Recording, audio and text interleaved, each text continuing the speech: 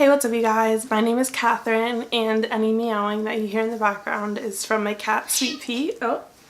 I am currently a sophomore at Parsons School of Design, studying to get my BFA in photography, and I've pretty much been into photography my whole life. So I decided to create this little series on YouTube. This is my beginner's guide to photography.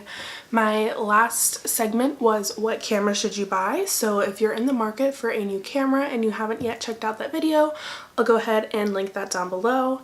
And this segment is going to be basic camera settings. So I'm not going to teach you how to use your specific camera, but I'm going to be going over all the settings that every camera that has a manual mode has on it. So that is white balance, ISO, shutter speed, and aperture. And these are all the settings that you control to get your picture to look the way that you want. So before we go ahead and begin, if you guys would take the time to subscribe to my channel, I post new videos every Wednesday and Saturday. Do a lot of makeup videos, do a lot of videos about school, do some photography videos, really do a whole lot of everything. So if any of that interests you, just go ahead and take the time to subscribe. It really does mean a lot to me. So you bought your DSLR camera and you don't know how to use it. That's cool, everybody's been there, everybody starts somewhere. So first thing you're gonna do is you're gonna go under menu and shooting menu, and you're gonna go to where it says image quality. And you're gonna see all these options, and it is gonna vary slightly from camera to camera, but you should see some things that say RAW, RAW plus JPEG, JPEG fine, JPEG normal, JPEG basic. So basically what this stuff means is it means how big the picture you're taking is going to be and how much information is going to be in that photo. For beginners, I really would recommend shooting in RAW plus JPEG. So what a RAW file is this is the uncompressed version of your image.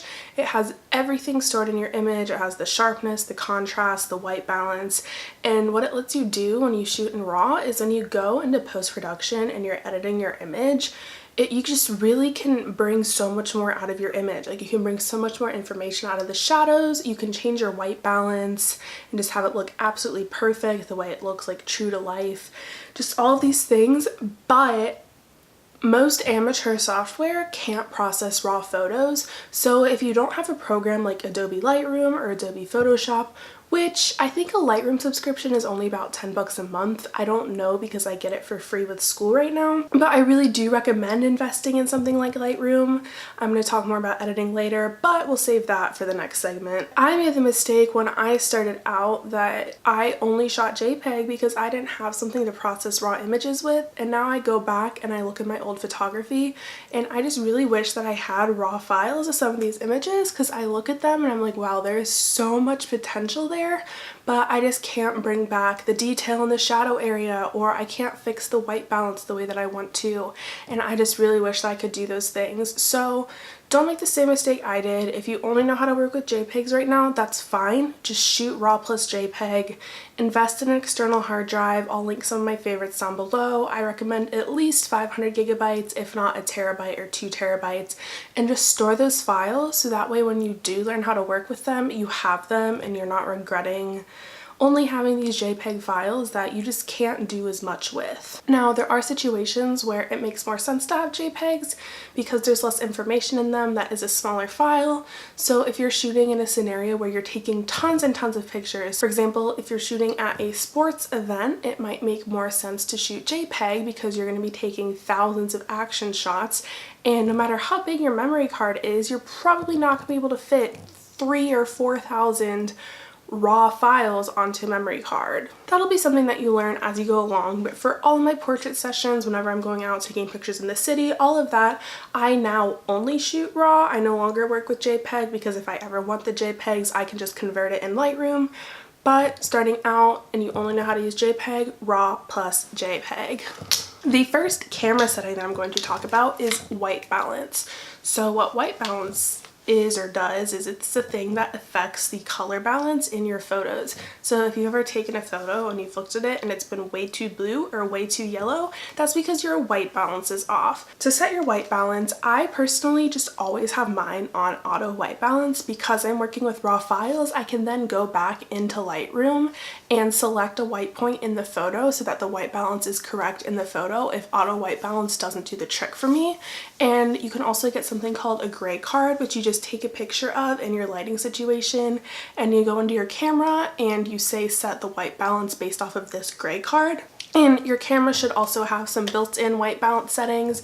So most cameras are going to have fluorescent, daylight, cloudy, shade. So for example, if you're shooting at high noon, you might go in and select the daylight white balance setting, and then your pictures will be automatically color balanced for the color temperature that comes from the sun during daytime. I just personally find that most of the time auto white balance does the trick for me, and then if it doesn't, I have the raw file and I can fix it later. White balance is just really important, especially in things like product shots or fashion shots where you really want your colors to be true to life.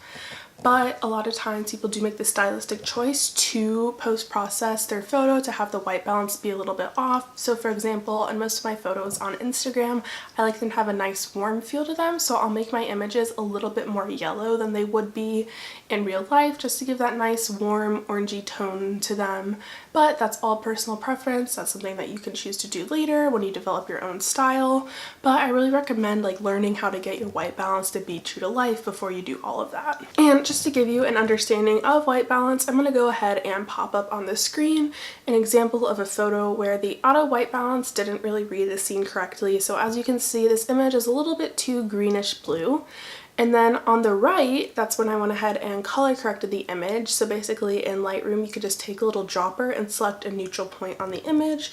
So what I did is I selected the white of the plate in this image, and as you can see, the image on the right looks a lot more true to life. The next setting that I'm going to talk about is ISO. So what ISO is how sensitive your camera sensor is to light. Basically, with low ISOs, your camera is going to be less sensitive to light, and with higher ISOs, your camera is going to be more sensitive to light. So for example, you're shooting outside, it's broad daylight, you might only need ISO 100 or 200, or if you're shooting inside with a flash, you might only need ISO 200 or 400. But say you're shooting indoors and you don't have any external lights with you and the lighting's not very good, you might need to get into that ISO 1600, 3200, or even 6400. But the trade-off of these higher ISOs is that you will get some noise in your image. So I'm going to go ahead and pop up on the screen a picture that my boyfriend took of me. We were in a restaurant and we did not have any external flash or anything, so it was set to ISO 1600. And from far away, the image looks fine, like it's just sharp, nice image. But when you zoom in, you can see all of this noise in the shadow area especially. And noise is often commonly referred to as grain as well. So if you're like, what is she talking about? The image isn't making any noise. It's that grainy stuff that you see on the image. But a lot of times people do want that grainy look as well. It's a stylistic choice. What I normally do is if I'm in a situation where I don't have an external flash or anything like that and I need to use a higher ISO, I will then go ahead and add more grain in post-production to give the picture a sort of intentional filmy feel to it. The next setting that I'm going to talk about is aperture, or your f-stop. So what your aperture is that's how wide your lens is open, so that's how much light is let into the camera. So you can sort of already see how these things start to work together. Aperture, how much light is let into the camera, and ISO is how sensitive the camera then is to that light. So f-stop and aperture is something that can be a little confusing at first because it's actually the smaller your f-stop is, the more light is being let into the camera. So for example, f2.8 is letting more light into the camera than f11. So it's a little bit confusing, but you kind of get the hang of it. Another thing to note is that the smaller your f-stop is, the less of the image is actually going to be in focus. This is called a shallow depth of field, and then the higher your f-stop, the more it's going to be in focus, and this is called a deep depth of field. So for example, if you're taking a picture of a person and you want them to be really isolated from the background, you want that nice blurred background, that bokeh in the background, you might go ahead and shoot with a smaller f-stop because you want a shallow depth of field in that image. I'm going to go ahead and pop up on the screen a picture that was taken at two different f-stops. So on the one on the left, that was taken at f8, and as you can see, the background still isn't in focus, but you can really make out a lot of detail on the background. You can sort of see where the leaves on the tree are, you can see where the fence is, all of that. And the girl in the hat isn't really popping against the background. Whereas on the image on the right, the background is super blurred. You're getting nice soft light coming through the tree, all of that. and the girl is really popping against the background because she's the only thing in focus and you can't make anything else out in the image.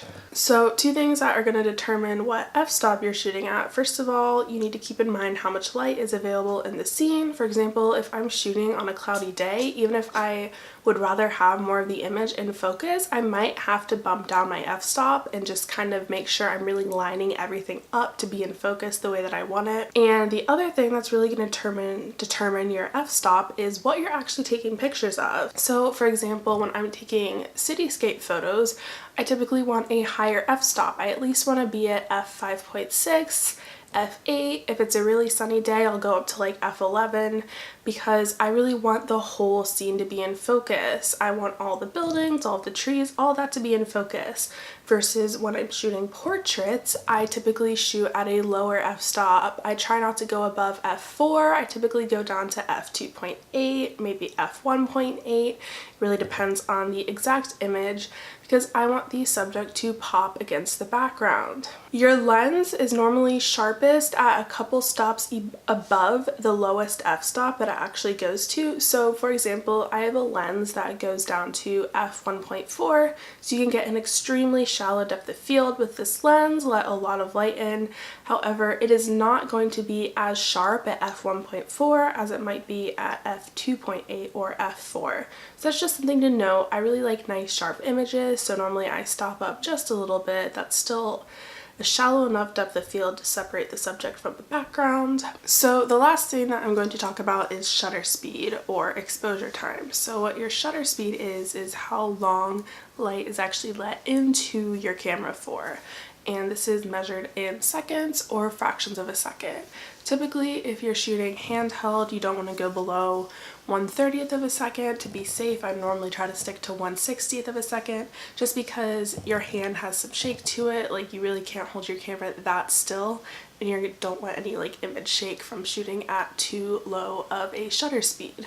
But if you're shooting on a tripod, you can typically shoot for a little bit longer and you're not going to get any image shake. Another thing to note about shutter speed is that the slower your shutter speed is, the more motion blur you are going to get in your image. So to highlight this, I have two images here. Both of them are taken during a snowstorm, and the one on the left is taken at 1/180th of a second, so it's a really fast shutter speed. And as you can see, most of the snowflakes are pretty much frozen in place. They're all like sharp, clear, like you can't really see a whole lot of motion blur. There might be a couple of them that are just floating around a little quicker than the others, but for the most part, all of the snow is sharp and still. Versus on the image on the right, this is taken at 1/45th of a second. All of the snowflakes are super blurred. You can see their whole motion path, and they're actually kind of hard to see just because of how much motion blur there is. So this is important if you're taking pictures of people, if you're taking pictures on the street and you don't want your cars to have any motion blur to them. It's very important in a lot of ways. Most people can't really hold still for more than 1/30th of a second. So just things to note. A lot of times people do like to do something called a long exposure. So those are those pictures where you see a picture of a highway and there's just light trails. That's because they shot at a very slow shutter speed and light was let in for a very long time, so you can see the motion path of all the cars that went by. So there's a lot of settings to learn, and it does take a while to get the hang of. One thing that I really like to do, especially when I was starting out, but I still really like to do it, is your camera should have settings such as A or S, and what this does is this is aperture priority mode or shutter speed priority mode. In aperture priority mode, you set your white balance, you set your ISO, and you say what aperture you want, and then your camera will read the scene and adjust your shutter speed based off of the amount of light in the scene. This is really great to like get an understanding for sort of how each individual setting works, because a lot of times it can be really hard to shoot in full manual, especially if you're in a scene where the light is changing really quickly and you don't want to have to meter or check your image every 5 seconds. It's also just great to understand how your camera works. Are shooting in full manual, you definitely want to make sure that you're metering the scene. There's a couple ways to do this. Your camera should have an in-camera meter. Whatever settings you have the camera on, it should show you like a preview on the back of how the image is actually going to look based off of how it's reading the scene. You can also get a proper light meter, which that's going to be pretty expensive. I don't even have one of my own. Or you can just get a little iPhone app. My favorite one is just called Pocket Light Meter. You set your ISO however you want your ISO to be. I typically like to keep mine around 200 or 400 just so I don't get noise like you saw in the other images. And then you go in and you choose whichever one you want to set. So I typically will set my aperture. I like to prioritize aperture as opposed to shutter speed. So let's say f8, and you just take the phone and you tap the image that's up on the screen, and then it'll give you what shutter speed you want to be shooting at. So this, like, it's great. It's always super accurate for me. And then you'll start to get to a point where you can kind of like, there's certain lighting situations where you'll just know what settings you need to be at. So like, for example, if I'm going out and taking pictures of the city in broad daylight, typically I can get away with f8 1/125th of a second at ISO 200.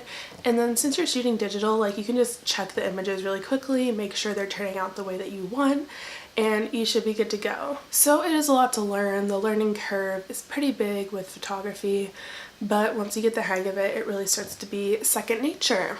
So that is it for this video. Hopefully this helped you out a bit if you are new to photography and you're wanting to learn how to use your camera.